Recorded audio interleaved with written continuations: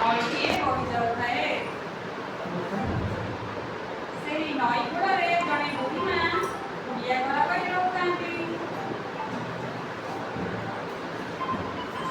ସେହି ଗାଁକୁ ବିଦେଶୀ ଶତ୍ରୁମାନେ ଆସି ଆକ୍ରମଣ କରି ଲୋକମାନଙ୍କୁ ହଇରାଣ କରୁଥିଲେ।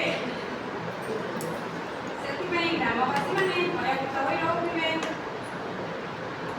ଗ୍ରାମବାସୀ ଆମ ଦେଶର ସୈନିକମାନଙ୍କର ସୁରକ୍ଷା ଚାହୁଁଥିଲେ।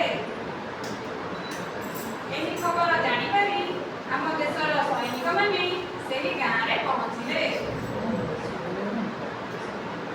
ଗାଁରେ ବୁଲାବୁଲି କରି ସୈନ୍ୟମାନେ ଜାଣିଲେ ଯେ ନଦୀ ଆରପଟେ ଜଙ୍ଗଲରେ ଶତ୍ରୁମାନେ ଲୁଚି ରହିଛନ୍ତି।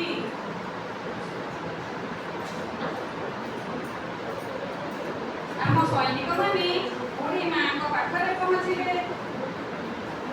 ବୁଢ଼ୀ ମାଙ୍କ ସହ କଥାବାର୍ତ୍ତା ହୋଇ ସବୁ କଥା ଜାଣିଲେ।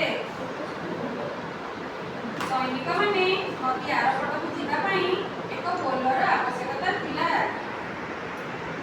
ସେମାନେ ବୁଢ଼ୀ ମାଙ୍କୁ ପୋଲ ତିଆରି ପାଇଁ କିଛି ଖଣ୍ଡ କାଠ ମାଗିଲେ। ବୁଢ଼ୀ ମା କହିଲେ, ମୋ ଘରେ ଲାଗିଥିବା ସମସ୍ତ କାଠ ନେଇଯାଅ।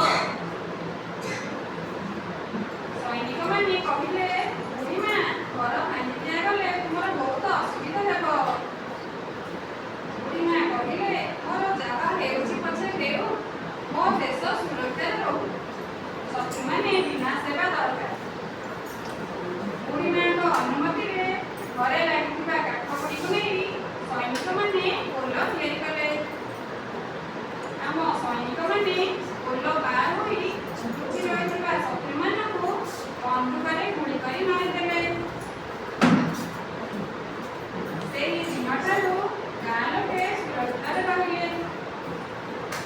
ଆମ ଦେଶର ସୈନିକମାନେ ବୁଢ଼ୀ ମାଙ୍କୁ ନୂଆ କରି ସୁନ୍ଦର ଘରଟିଏ ତିଆରି କରିଦେଲେ। ବୁଢ଼ୀ ମାଙ୍କୁ ଏକ ଛୋଟ ମୋବାଇଲଟିଏ ଦେଲେ। ମୋବାଇଲ ସାହାଯ୍ୟରେ ବୁଢ଼ୀ ମା ଶତ୍ରୁମାନଙ୍କର ସମସ୍ତ ଖବର ଆମ ସୈନିକମାନଙ୍କୁ ଜଣାଉଥିଲେ। ବୁଢ଼ୀ ମାଙ୍କ ଏପରି ଦେଶଭକ୍ତି କାମ ପାଇଁ ବର୍ତ୍ତମାନ ପର୍ଯ୍ୟନ୍ତ ଗାଁର ଲୋକମାନେ